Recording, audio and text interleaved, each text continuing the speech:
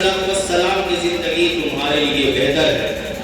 محترم بزرگوں، دوستوں، حضور اکرم علیہ السلام اسی مہینے کی 12 تاریخ کو صبح صادق کے وقت بروز سوموار اس دنیا میں تشریف لائے، اور آنے والی جو صبح ہوگی وہ حضور اکرم علیہ السلام کی ولادت باسعادت کے 1500 سال پورے ہوں گے۔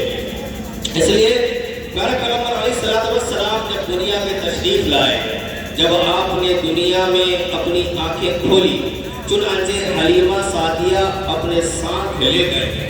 حلیمہ سعدیہ پیارے مصطفیٰ علیہ السلام کو لے گئے، چونکہ حلیمہ سعدیہ وہ خاتون ہے جس نے ہمارے حضور کو بچپنے میں دودھ پلایا ہے۔ بچپنے میں حضور کو دودھ پلایا، پروان چڑھایا، اور یہاں تک کہ سیرت کی کتابوں میں آتا ہے کہ حضور اکرم علیہ السلام جب حلیمہ سعدیہ کے گھر پر پہنچے تو اس وقت تک حلیمہ سعدیہ کی بکری جس کے تھن خشک ہو چکے تھے، ایک قطرہ دودھ نہیں ہوتا تھا، تو حضور کی برکت سے اس قدر دودھ ہونے لگا کہ حلیمہ سعدیہ اپنے پڑوسیوں کو بھی دودھ پلانے لگی۔ پڑوسیوں نے دیکھا کہ رات بھر حلیمہ سعدیہ کے گھر سے روشنی آتی ہے، اجالا آتا ہے۔ لوگوں نے کہا، اے حلیمہ سعدیہ، تم رات بھر چراغ کیوں جلاتی ہو؟ کیا تمہیں پتہ نہیں ہے کہ تیل مہنگا ہو گیا ہے، تیل مشکل سے ملتا ہے؟ رات بھر چراغ جلاؤ گی تو تمہارا تیل جلدی شارٹ ہو جائے گا، ختم ہو جائے گا، اس لیے رات بھر چراغ مت جلایا کرو۔ حلیمہ سعدیہ کہتی ہے کہ اے خاتون سنیں، میں اپنے گھر میں کوئی چراغ نہیں جلاتی ہوں، میں اپنے گھر میں کوئی روشنی نہیں کرتی ہوں، بلکہ میں نے جس بچہ کو اپنے گھر میں لایا ہے، جو محمد بن عبداللہ کو گھر میں لایا ہے، عبد المطلب کے خاندان سے جس بچہ کی پرورش کرنے کے لیے میں جو لے کر آئی ہوں، اس بچے کے آنے کی برکت یہ ہوئی ہے کہ میرے کل تک جو بکری کے تھن خشک ہو گئے تھے، اب دودھ میں فراوانی آ گئی، اور روشنی کا تو یہ عالم ہے، اب مجھے چراغ جلانے کی ضرورت نہیں پڑتی ہے، بلکہ جب بچہ جہاں ہوتا ہے، اگر بچہ گھر میں ہے تو گھر روشن ہو جاتا ہے، بچہ اگر آنگن میں ہے تو آنگن روشن ہو جاتا ہے، یعنی سارا گھر پوری رات منور رہتا ہے، پوری رات میرا گھر روشن رہتا ہے، میں کوئی چراغ نہیں جلاتی ہوں۔ حلیمہ سعدیہ نے حضور کے بچپنے میں یہ معجزہ دیکھا۔ پیارے مصطفیٰ علیہ السلام بچپنے کا عالم ہے، شیر خالدی کا عالم ہے، آپ آنگن میں تشریف فرمائے۔ مفسرین بیان فرماتے ہیں حضور اکرم علیہ السلام حلیمہ سعدیہ کے گھر پہ تشریف فرمائے، آنگن میں تشریف فرمائے، اوپر آسمان کا چاند نکلا ہوا ہے، چاندنی رات ہے، چاند کی روشنی پھیلی ہوئی ہے، چاروں سمت چاند کی روشنی پھیل رہی ہے، روشنی گردش کر رہی ہے۔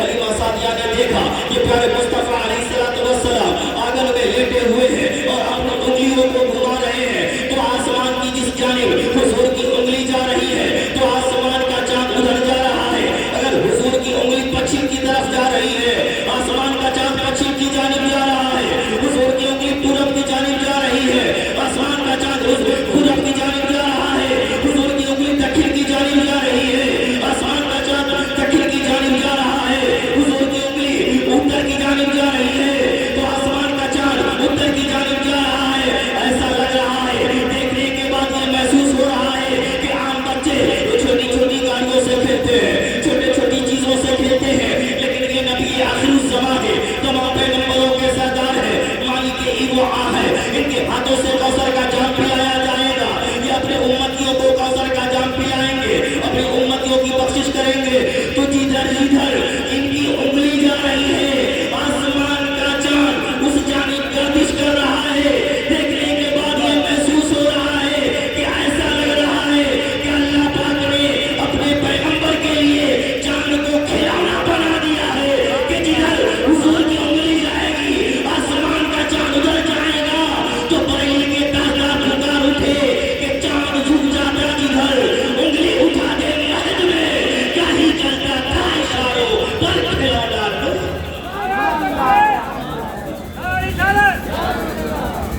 یہ تو حضور اکرم علیہ السلام کے بچپنے کا عالم ہے، ابھی آپ نے نبوت کا اعلان نہیں کیا ہے، ابھی آپ نے اپنے نبی ہونے کا اعلان نہیں کیا، لیکن معجزوں کا ظہور ہونے کا آغاز ہو گیا۔ بچپنے میں یہ ہوا اس کے بعد بے شمار اس طرح کی سیرتیں ہیں جو کہ کتابوں میں بھری پڑی ہے. حلیمہ سعدیہ جو کہ زید بن حارثہ ان کے حقیقی بیٹے ہیں. حلیمہ سعدیہ اپنے بیٹے کو بکریاں چلانے کے لیے جنگلوں میں بھیجا کرتی تھی. وہ بکریاں لے کر جنگلوں میں جایا کرتے تھے. حضور بھی کبھی کبھار ان کے ساتھ جایا کرتے تھے. تو وہاں جو جانور رہا کرتے تھے وہ حضور کی زیارت کر کے اپنے آپ میں وہ لطف اندوز ہوا کرتے تھے, محظوظ ہوا کرتے تھے. پیارے مصطفیٰ علیہ السلام جس راستے سے گزرتے تھے پتھر سلام کرتا تھا آپ کو, یہ انسان سلام کرتے تھے آپ کو, جن و فرشتے آپ کو سلام کیا کرتے تھے. اور یہاں تک کہ سیرت کی کتابوں میں آیا کہ آپ جب بکری چرانے جایا کرتے تھے تو ایسا اتفاق ہوا کہ آپ ایک دن نہیں گئے, 2 دن نہیں گئے. جب نہیں گئے جانور جنگل کے پریشان ہو گئے کہ حضور کی زیارت کیسی ہوگی, حضور کی زیارت ہم کیسے کریں گے. تو جانوروں نے سوچا کہ اگر حضور کی بکری کو ہم قیدی بنا لیں تو ان کو چھڑانے کے لیے ضرور وہ آئیں گے, تو اس طرح سے ہم اس کی زیارت کر لیں گے. ہم ان کی زیارت کر کے اپنی آنکھوں کو ٹھنڈک پہنچا لیں گے. زید بن حارثہ کا ایک جنگل میں بکریاں چرانے اور جب جانوروں نے ان کی بکریوں کو پکڑ لیا, بکریوں نے پکڑ لیا, شیر نے پکڑ لیا, زید بن حارثہ الٹے پاؤں واپس آئے, کہا کہ امی جان غضب ہو گیا, ہماری بکریوں کو جنگل کا شیر لے گیا, جنگل کے بھیڑیا لے گئے, اب ان کو کیسے چھڑایا جائے گا, اب ان سے کیسے باحفاظت لایا جائے گا. حلیمہ سعدیہ پریشان ہے, زید بن حارثہ بھی پریشان ہے, ان کے شوہر بھی پریشان ہے. پیارے پیغمبر فرماتے ہیں امی جان پریشان ہونے کی ضرورت نہیں ہے, حیران ہونے کی ضرورت نہیں ہے, ہم جاتے ہیں بھائی کے ساتھ اور بکریوں کو چھڑا کر لے کر آتے ہیں. پیارے مصطفیٰ علیہ السلام زید بن حارثہ کو ساتھ لے کر گئے اس مقام پہ جہاں پہ بکریوں کو انہوں نے قید کر رکھا تھا, جانوروں نے قیدی بنا لیا تھا, پکڑ رکھا تھا. پیارے مصطفیٰ کی آمد ہوئی, چاروں سین سے جانور نکل کر آئے اور حضور کے قدموں میں آ کر جھک گئے, سلام عرض کیا, بزبان حال کہا کہ یا رسول اللہ, ہم نے آپ کی جان, آپ کی بکریوں کو نقصان پہنچانے کے لیے قید نہیں کیا ہے, ان کو کھانے کے لیے قید نہیں کیا ہے, بلکہ کئی دنوں سے آپ کی زیارت نہیں ہو رہی تھی, آپ کا دیدار نہیں ہو رہا تھا, تو ہم نے سوچا کہ اگر آپ کی بکریوں کو قید کر لیں گے تو آپ چھڑانے کے لیے آئیں گے. اس طرح سے ہم آپ کی زیارت کر کے اپنی آنکھوں کو ٹھنڈا کر جائیں گے. یہ اس وقت عالم ہے کہ آپ نے نبوت کا اعلان نبوت سے پہلے یہ سارے واقعات رونما ہو رہے ہیں. اعتراض کرنے والے اعتراض کرتے ہیں کہ پیارے مصطفیٰ علیہ السلام کو 40 سال کے بعد نبوت ملی, معاذ اللہ نبی علیہ, اور 40 سال سے پہلے انہیں کچھ پتا ہی نہیں تھا کہ ہم نبی ہیں کہ عام آدمی. اس طرح کے اعتراضات کیے جاتے ہیں. پیارے مصطفیٰ علیہ السلام بچپنے سے ان کی معجزات ظاہر ہو رہے ہیں. اللہ پاک نے حضرت عیسیٰ علیہ السلام کو بھی پیدا فرمایا, حضرت عیسیٰ علیہ السلام کو بغیر باپ کے پیدا فرمایا. عیسیٰ علیہ السلام کا دنیا میں کوئی باپ نہیں ہے, وہ جناب مریم کے بطن پاک سے پیدا ہوئے. جب وہ اپنے قبیلے کی جانب گئی تو عرض کی مولا, جب میں اپنے قبیلے کی جانب جاؤں گی, اپنے بستی میں جاؤں گی, تو لوگ طرح طرح کی باتیں کریں گے کہ مریم یہ بچہ کہاں سے لے کر آئی ہے, مریم ابھی تمہاری شادی نہیں ہوئی ہے اور یہ بچہ کہاں سے آ گیا ہے, تم نے یہ بچہ کہاں سے لایا ہے, تو میں کیا جواب دوں گی. پیارے مصطفیٰ علیہ السلام ابھی چونکہ نبوت کا اعلان نہیں کیا, اعتراض ہے کہ 40 سال کے بعد نبوت ملی, 40 سال کے بعد ان کو نبی ہونے کے بارے میں پتا ہوا. ادھر حضرت عیسیٰ علیہ السلام ہے, ابھی چند گھنٹے کی زندگی ہے, ابھی شیر خارجی کے عالم میں ہے. رب تبارک و تعالیٰ فرماتا ہے فاشارت الیہ, کہ اے مریم اگر یہ کوئی اعتراض کرے کہ یہ بچہ کہاں سے لے کر آئی ہے, یہ بچہ کہاں سے آیا ہے, تو بچے کی جانب اشارہ کر دینا, بچہ خود بولے گا. چنانچہ وہ گئی اپنی آبادی میں, لوگوں نے کہا اے مریم لوگ تیری طہارت کی قسمیں کھاتے ہیں, تیری پاکیزگی کا چرچا پورے علاقے میں ہوتا ہے, پورے علاقے میں تیری شہرت ہے, بتا یہ بچہ کہاں سے لے کر آئی ہے, ابھی تمہاری شادی نہیں ہوئی لیکن یہ بچہ کہاں سے آیا. مریم نے, جناب مریم نے اشارہ کر دیا بچے کی جانب. لوگ کہنے لگے کہ ہم بچے سے کیسے بات کریں گے. قرآن بیان کرتا ہے کیف نکلم من کان فی المہد صبیا,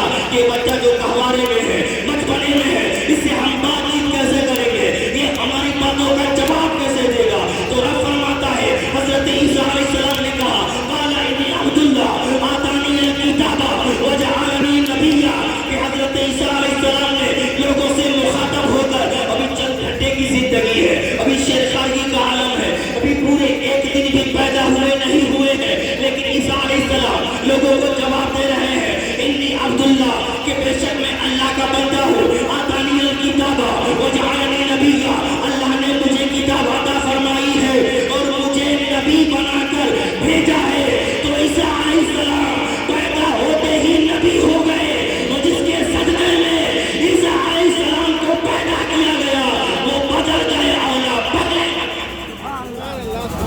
تو پیارے مصطفیٰ علیہ السلام دنیا میں تشریف لائے، آپ نے عرب کے ماحول کو دیکھا۔ عرب کا دستور تھا، عرب کا کلچر تھا کہ جیسے ہی بچی پیدا ہو تو اس کو زندہ دفن کر دیا جاتا تھا۔ آج بھی مکہ میں وہ قبرستان موجود ہے جہاں پہ زندہ بچیوں کو دفن کیا گیا ہے۔ جو حجاج کرام جاتے ہیں، جو عمرہ کرنے جاتے ہیں، اس قبرستان کی جا کر زیارت کرتے ہیں۔ وہ موجود ہیں کہ اس زمانے میں بچیوں کی پیدائش کو معیوب اور ناپسندیدہ سمجھا جاتا تھا، بلکہ کتابوں میں یہاں تک آیا ہے کہ جس کے گھر میں بچی پیدا ہو جائے وہ باپ اپنے چہرے پہ حجاب ڈال کر سماج میں نکلتا تھا، صرف اس لیے کہ راستے میں اگر کوئی پوچھ دے کہ تمہارے گھر میں لڑکا پیدا ہوا ہے یا لڑکی پیدا ہوئی ہے، اگر میں بولوں گا کہ لڑکی پیدا ہوئی ہے تو میرا سر شرم کے مارے جھک جائے گا۔ اس لیے اپنی پہچان چھپا کر لوگ سماج میں نکلا کرتے تھے، راستے میں نکلا کرتے تھے۔ پیارے مصطفیٰ علیہ السلام نے دیکھا کہ لوگ یہاں بچیوں کو زندہ دفن کرتے ہیں، اپنی بچیوں کو موت کے گھاٹ اتار دیتے ہیں، اپنی بچیوں کو قتل کر دیتے ہیں۔ مصطفیٰ کریم نے فرمایا کہ اے لوگوں، اپنی بچیوں کو زندہ دفن مت کرو، اپنی بچیوں کو قتل کرو۔ اللہ فرماتا ہے وَلَا تَقْتُلُوا أَوْلَادَكُمْ خَشْيَةَ مِنْ إِمْلَاقٍ نَحْنُ نَرْزُقُهُمْ وَإِيَّاكُمْ، کہ غربت کی وجہ سے، مفلسی کی وجہ سے تم اپنے بچوں کو قتل مت کرو، ہم تمہیں بھی رزق دیتے ہیں، ہم اسے بھی رزق دیں گے۔ یعنی جو خدا تم کو پیدا کیا ہے، جو خدا تم کو کھانا دے رہا ہے، جو خدا تم کو صحت و تندرستی دے رہا ہے، جو خدا تمہیں روزگار دے رہا ہے، جو خدا تمہیں بیماری سے شفا دے رہا ہے، وہی خدا اس بچی کو بھی روزی دے گا، وہی خدا اس بچی کو بھی بیماری سے صحت و تندرستی عطا فرمائے گا۔ تو اس لیے اے لوگوں، اپنی بچی کو قتل مت کرو، بلکہ پیارے مصطفیٰ نے یہاں تک فرمایا کہ جس کے گھر میں بچی پیدا ہوتی ہے تو رب تبارک و تعالیٰ کی مسلسل اس کے گھر میں رحمتیں۔ اب کل تک جو لوگ اپنی بچیوں کو زندہ دفن کرتے تھے، اب وہ خوشیوں کا اظہار کرنے لگے، خوشی کے نغمے گانے لگے کہ کل تک جس کو ہم بہت سمجھا کرتے تھے، ذلت کا سبب سمجھا کرتے تھے، پیارے مصطفیٰ نے اس کو جنت میں جانے کا سبب بنا دیا، جنت میں جانے کا ذریعہ بنا دیا ہے، جنت میں داخل ہونے کا ریزن بنا دیا ہے۔ تو آج دنیا میں مہیلاؤں کو جو سمان ملتا ہے، مہیلاؤں کو جو عزت مل رہی ہے، ان کو جو ایک پروقار اور کامیاب زندگی مل رہی ہے، یہ پیارے مصطفیٰ علیہ السلام کے فرمان کا نتیجہ ہے کہ آپ نے عرب کے سرزمین سے یہ پیغام دیا کہ اپنے ماں باپ کی قدر کرو، اپنے ماں باپ کا احترام کرو، کہ پاؤں کے قدموں کے نیچے جنت ہے۔ دنیا نے اس پیغام کو دیکھا، اپنے سر آنکھوں پہ لیا، تو آج دنیا میں جہاں بھی ماں باپ کی قدر کی جاتی ہے، بیوی کی قدر کی جاتی ہے، بچیوں پہ شفقت کیا جاتا ہے، براہ راست وہ کوئی بھی بولے، زبان کسی کی بھی ہو، لیکن وہ بات پیارے مصطفیٰ کی ہے، وہ کلام پیارے مصطفیٰ کا ہے۔ تو پیارے مصطفیٰ نے آج سے 1400 سال پہلے دنیا کے لوگوں کو پیغام دیا کہ اپنے بچیوں سے محبت کرو، کہ یہ تمہارے لیے جنت میں جانے کا سبب ہے۔ تو آج دنیا میں جو بھی احترام اور عزت کی نگاہ سے دیکھا جا رہا ہے، پیارے مصطفیٰ علیہ السلام کے فرمان کا نتیجہ ہے۔ آپ نے عرب کا ماحول دیکھا، عرب کا کلچر دیکھا، جب 40 سال پورے ہو گئے تب آپ نے کہا انا محمد رسول اللہ، کہ میں محمد اللہ کا رسول، میں محمد اللہ کا رسول ہوں۔ اب کچھ لوگ مانے اور کچھ لوگوں نے مخالفت کی، اور مخالفت کرنے والے کچھ اپنے بھی لوگ تھے، اپنے بھی خاندان اور اپنے بھی قبیلے کے تھے۔ اور آج بھی اگر کوئی آدمی اچھا کام کرے تو جہاں 60 لوگ سپورٹ کرنے والے ہوں گے تو 30-35 تو مخالفت کرنے والے ضرور ہیں۔ چاہے آپ دینی کام کیجیے، چاہے آپ سماجی کام کیجیے، چاہے ملک کے لیے کام کیجیے، لیکن پورے 100% 100 کے 100 لوگ اس کام کی تائید کرے، زمانے میں ایسا نہیں دیکھا گیا۔ پیارے مصطفیٰ نے اعلان کیا انا محمد رسول اللہ، کچھ لوگ ایمان لائے، کچھ لوگوں نے مخالفت کی۔ چنانچہ آیا ہے کتابوں میں حضرت صدیق اکبر بڑوں میں ایمان لانے والے پہلے ہیں، حضرت علی شیر خدا کرم اللہ وجہہ کریم بچوں میں سب سے پہلے ہیں، ام المؤمنین خدیجہ کبریٰ رضی اللہ تعالی عنہا عورتوں میں سب سے پہلے ایمان لانے والی خاتون ہیں۔ یہ صرف 3 افراد ہیں، ابھی تک صرف 3 افراد ایمان لائے ہیں، اور مخالفت کرنے والے پورا ملک ہے، پورا عرب ہے۔ عرب میں مختلف شہر ہیں، گلی کوچے ہیں، آبادی ہے، تو پورا عرب مخالفت کرنے والے ہیں، اور ابھی صرف 3 ہی لوگ ایمان لائے ہیں۔ تو آپ ذرا سوچ کے دیکھیں کہ اگر اسلام کو مٹنا ہوتا تو جب صرف 3 لوگ ایمان لانے والے تھے اور پورا ملک مخالف تھا، اس وقت اسلام مٹ گیا ہوتا، اسلام مٹ گیا ہوتا۔ پیارے مصطفیٰ علیہ السلام نے تبلیغ کا کام انجام دیا، اب یہ 300 میں تبدیل ہو گئے۔ سبحان، اب اسلام میں کلمہ پڑھنے والے 300 کی تعداد ہوئی۔ حضور نے کچھ اور محنت کوشش کی، اب یہ 300 3000 میں تبدیل ہو گئے۔ سبحان اللہ، عرب میں مخالفت بڑھتی جا رہی ہے اور اسلام پروان چڑھتا جا رہا ہے۔ اب جہاں صرف 3000 تھے، اب یہ لاکھوں میں تبدیل ہو گئے۔ مکہ کے لوگ مخالف ہیں، مدینہ کے لوگ مخالف ہیں، اور ایمان لانے والے کی تعداد 1 لاکھ ہو چکی ہے۔ رفتہ رفتہ دیکھتے دیکھتے پورے عرب میں اسلام پھیلا، مکہ میں اسلام پھیلا، مدینہ میں اسلام پھیلا، ملک کے الگ الگ گوشوں میں اسلام پھیلا، اور دنیا میں جب اور دشمنی بڑھی تو اور اسلام کی تعداد میں اضافہ ہوا، اور آج 1500 سال ہو گئے، دشمنی بڑھتی جا رہی ہے اور اسلام کی تعداد میں اضافہ۔ جب یہ ملک آزاد ہوا تھا 1947 میں، تو صرف 4 کروڑ مسلمانوں کی آبادی تھی، اور یہ 2025 آبادی ابھی 35 کروڑ سے لے کے 40 کروڑ تک سچی والی آبادی، اور جھوٹی والی آبادی 20 سے 25 ہے۔ تو سچی آبادی، سچائی کے راہ پہ اگر سروے کرے فی الوقت ایک آدمی کو آئیڈینٹیفائی کر کے، تو 35 سے 40 کروڑ مسلمانوں کی آبادی فی الوقت اس ملک میں موجود ہے۔ تو جب ہم صرف 4 کروڑ تھے تو اس وقت ان لوگوں نے مٹانے کی کوشش کی اور کہا یہ تو صرف 4 کروڑ ہے، ان کو تو ہم منٹوں میں ختم کر دیں گے، اسلام تو ملک سے مٹ جائے گا، بھارت سے ختم ہو جائے گا۔ اور بڑے بڑے طاقتوروں نے بے انتہا کوشش کی، لیکن اسلام تو نہیں مٹا، مٹانے والا خود ہی مٹ گیا، اور آج اس کا نام و نشان نہیں ہے۔ اور آج سے کچھ سال پہلے بھی کسی پاگل نے کہا تھا کہ آنے والے 2021 میں بھارت سے مسلمانوں کو ختم کر دیں۔ وہ تو خود ختم ہو گیا، لیکن مسلمان تو ختم نہیں ہوئے، نہ اسلام ختم ہوا۔ تو اس بات سے یہ پتہ لگتا ہے کہ جیسے دشمنی بڑھتی جائے گی، اسلام کی تعداد میں اضافہ ہوتا جائے گا، مخالفت بڑھے گی، مصطفیٰ کے دین کی اشاعت ہوگی۔ اور آج بھی پورے امریکہ میں اور بر اعظم میں کوئی بھی ایسا دن خالی نہیں جاتا کہ جس دن کوئی نہ کوئی دانشور نبی کا کلمہ پڑھ کے دائرہ اسلام میں داخل نہ ہوتا ہو۔ اور دیکھتے ہی دیکھتے جہاں پوری دنیا میں اسلام کی مخالفت بڑھ گئی، اسلام سے دشمنی پیدا کرنے والے پیدا ہو گئے، اور اس طرح سے دنیا کی آبادی بڑھتی جا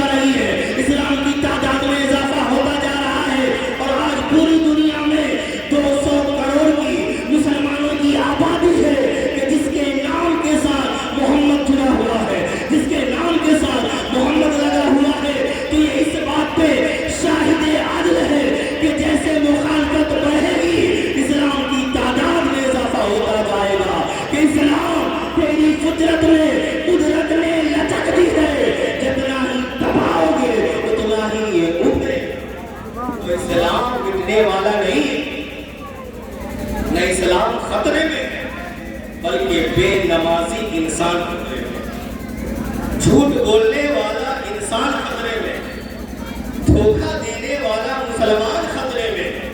نہ کل اسلام خطرے میں تھا اور نہ آج ہے، نہ صبح قیامت تک اسلام خطرے میں رہے، چونکہ اسلام برائیوں کو ختم کرنے کے لیے آیا ہے، خود ختم ہونے کے لیے نہیں آیا ہے۔ اللہ فرماتا ہے هو الذی ارسل رسولہ بالہدی ودین الحق لیظہرہ علی الدین کلہ وکفی باللہ شہیدا۔ وہی ہے جس نے اپنے رسول کو بھیجا ہدایت اور دین حق کے ساتھ، تاکہ اس دین کو تمام دینوں پر غالب کر دے۔ یعنی دنیا میں جتنے بھی ادیان ہیں اسلام کے مقابل میں وہ سب مغلوب رہیں گے، اور اسلام ہی سدا ہے جو کہ غالب رہے گا اور صبح قیامت تک غالب رہے گا۔ تو یہ مٹنے کے لیے نہیں آیا ہے، بلکہ برائیوں کو مٹانے کے لیے آیا ہے اور اچھائیوں کو پھیلانے کے لیے آیا ہے، لوگوں کی ہدایت کے لیے آیا ہے، لوگوں کو جنت کا مہمان بنانے کے لیے آیا ہے۔ پیارے مصطفیٰ علیہ السلام نے 40 سال میں جب نبی ہونے کا اعلان کیا، رفتہ رفتہ لوگ ایمان لاتے گئے اور دنیا کی بڑی آبادی نے کلمہ پڑھ کے دائرہ اسلام میں داخلہ لیا۔